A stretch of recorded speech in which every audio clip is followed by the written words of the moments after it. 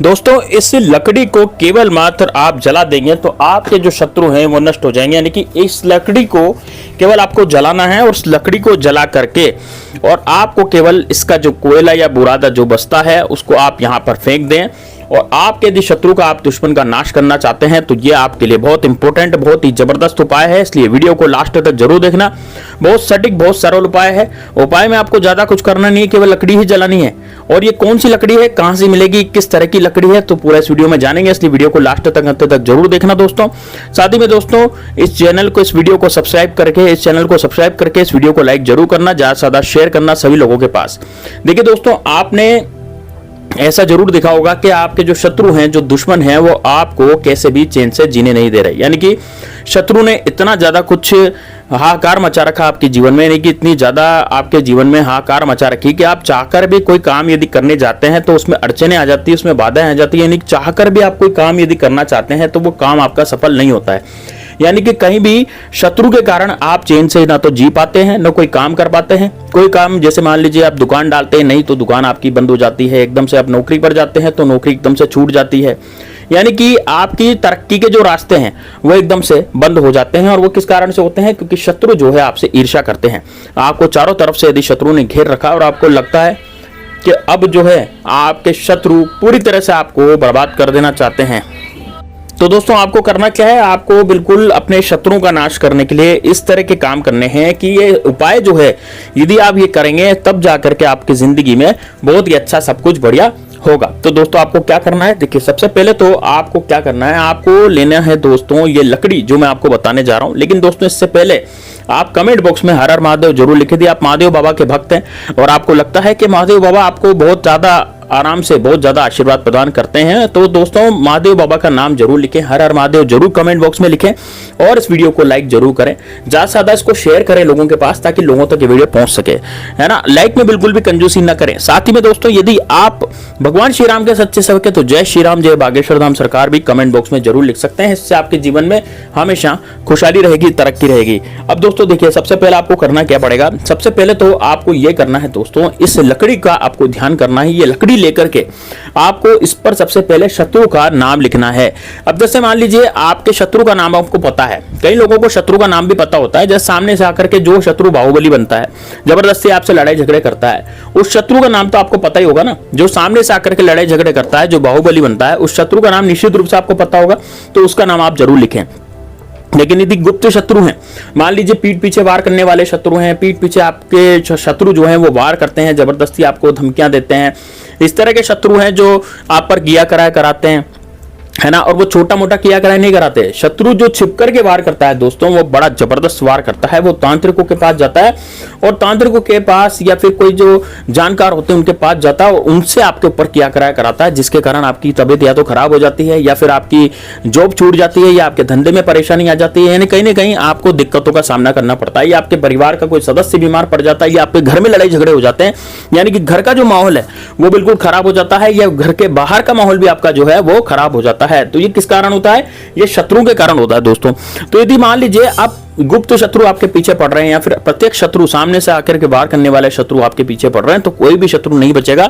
शत्रु पर उल्टा वो जो उसने जो करवाया वो उल्टा उस पर ही जाएगा। तो दोस्तों देखिए किस तरह से उपाय को करना है। देखिए इसमें सबसे पहले आपको जो लकड़ी में बता रहा हूं, लकड़ी लगेगी दोस्तों अंगूर की लकड़ी। दोस्तों आपने अंगूर जरूर देखा होगा, अंगूर का जो पौधा होता है, अंगूर की जो बेल चलती है, वो बेल बहुत बड़ी बड़ी हो जाती है और बेल चलने के बाद दोस्तों उसकी एक लकड़ी हमें प्राप्त होती है, तो उसे बोलते हैं हम अंगूर की लकड़ी। तो दोस्तों अंगूर की लकड़ी यदि आपको कहीं मिल जाती है, मान लीजिए या आपको वैसे जैसे कोई पाठ पूजा वाले की सामग्री की दुकान होती है ना, तो वहां भी आपको अंगूर की लकड़ी मिल सकती है। आप ऐसा नहीं है कि आप जंगल में जाएं और अंगूर की लकड़ी तोड़ करके लाएं। यदि किसी के घर में अंगूर लग रहा है तो कोई बात नहीं, यदि किसी की पास पड़ोस में भी अंगूर लग रहा है, जैसे साउथ में मदुरई में और यहाँ चेन्नई वगैरह में तो खूब अंगूर रहते हैं, तो वहाँ अंगूर की लकड़ी आसानी से मिल जाती है। लेकिन दोस्तों ये अंगूर की लकड़ी जो है वो तांत्रिक विधियों में काम आती है, इस कारण से यह परचूनी की दुकान पर या फिर किसी ऐसी पूजा पाठ सामग्री वाले की, हवन सामग्री वाले की दुकान पर आसानी से मिलती है। क्योंकि हवन सामग्री वाले की दुकान पर क्या होता है कि काफी तरह की लकड़ियां मिलती है, जैसे आम की लकड़ी, खैर की लकड़ी, बोर की लकड़ी, इसी तरह से अंगूर की लकड़ी भी आपको आसानी से मिल जाती है। तो यहाँ पर अंगूर की लकड़ी आप लेकर के आए, अंगूर की लकड़ी आप घर पर लाएं। अब इस उपाय को करना कब है, देखिए इस उपाय को करने के लिए आपको मंगलवार का दिन चुनना पड़ेगा। या तो आप मंगलवार का दिन चुने या शनिवार का दिन चुने, है ना। या तो मंगलवार चुने या शनिवार चुने, दोनों में से कोई एक दिन चुन लीजिए भाई, उस दिन आपको ये उपाय को करना पड़ेगा, ठीक है ना। तो आप मंगलवार का दिन भी चुन सकते हैं, शनिवार का दिन भी चुन सकते हैं इसके लिए, और चाहे तो आप बुधवार को भी उपाय कर सकते हैं। तो आपको अंगूर की लकड़ी लानी है। अंगूर की लकड़ी पर आपको काले कलर के मार्कर पेन से, देखिए उस पर मार्कर पेन ही चलेगा, उस पर नॉर्मल पेन नहीं चलेगा, क्योंकि लकड़ी है तो लकड़ी पर मार्कर पेन चलेगा। यदि आपके पास काले कलर का मार्कर नहीं है तो आप काजल का इस्तेमाल भी कर सकते हैं। आप काजल से अपने शत्रु का नाम उस पर लिख सकते हैं। अब मान लीजिए मेरे शत्रु का नाम अजय सिंह है, तो मैं उस काजल से या फिर मेरे काले कलर के मार्कर पेन से 30-35 रुपए का काले कलर का मार्कर पेन आसानी से मिल जाता है।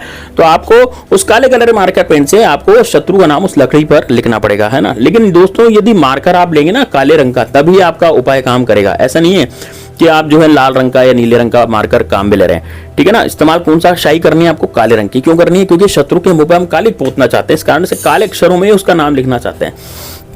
तो आपको सबसे पहले तो अपने शत्रु का नाम उस लकड़ी पर लिख देना है। जैसे मान लीजिए मेरे शत्रु का नाम अजय सिंह है, तो मैं क्या लिखूंगा, उस लकड़ी पर अजय लिख दूंगा, है ना। सिंह नहीं लगाना, यानी कि पीछे जो सरनेम जो है वो नहीं लगाना, केवल आगे का नाम ही मुझे उस पर लिखना है, ठीक है ना। तो मैं अजय सिंह की जगह केवल अजय लिख दूंगा। अब दोस्तों ये तो मैंने नाम तो लिख दिया, लेकिन यदि मान लीजिए मेरे गुप्त शत्रु हैं, तो क्या मान लीजिए मुझे शत्रु का नाम नहीं पता, या मेरे एक से ज्यादा शत्रु हैं, मान लीजिए मेरे 5 या 10 शत्रु हैं, एक से ज्यादा शत्रु हैं, है ना, तब मैं क्या लिखूंगा, तब आपको वहां पर केवल मात्र शत्रु लिखना पड़ेगा। मतलब काले कलर के मार्कर से आपको क्या लिखना पड़ेगा, उसमें केवल शत्रु। तो अब ये काले कलर के मार्कर से आपको केवल शत्रु लिख दें। अब शत्रु लिखने के बाद आपको क्या करना है, आप सबसे पहले आग की व्यवस्था करें। जैसे आपके घर में ये प्रयोग कर सकते हैं, आप छत पे जाकर के या फिर अपने घर के बाहर के हाथे में इसको कर सकते हैं। ऐसा नहीं है बाहर जाने की जरूरत नहीं, इसमें आपको घर में ही लकड़ी जल जाएगी आसानी से, घर में इस उपाय को कर सकते हैं, ठीक है। बस ये ध्यान रखें कि उपाय को करते समय आपको कोई रोके टोके नहीं, है ना, कोई पूछे नहीं कि भाई ये क्या कर रहे हो क्या नहीं कर रहे हो, क्योंकि उससे क्या होता है, उपाय जो आपका जो चलता चला उपाय है ना वो खत्म हो जाता है, फिर आप उपाय करने लायक नहीं रहते। यानी कि आपको ऐसा नहीं करना है कि भाई कोई आपसे पूछे, है ना, तो आपको पहले ही बता देना है कि भाई मैं मेरे वाला उपाय करने जा रहा हूं, मैं करने जा रही हूँ, तो आप मुझे डिस्टर्ब ना करेंगे या न पूछेंगे, ठीक है ना। इस तरह से आपको बोलना है।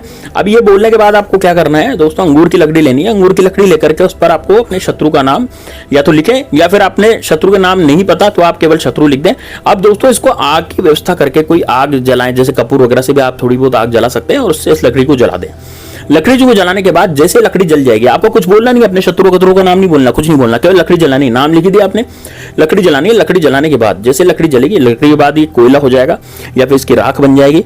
तो दोस्तों अब इसकी जली हुई लकड़ी या फिर कोयला या राख को लेकर के आपको जाना है दोस्तों बबूल के पेड़ के पास। यानी कि बबूल का पेड़ जहां पर जिसमें कांटे होते हैं, बबूल भी 2 तरह के होते हैं, तो जूली फ्लोरा यानी कि जिसमें लंबे लंबे कांटे होते हैं, विदेशी बबूल होता है।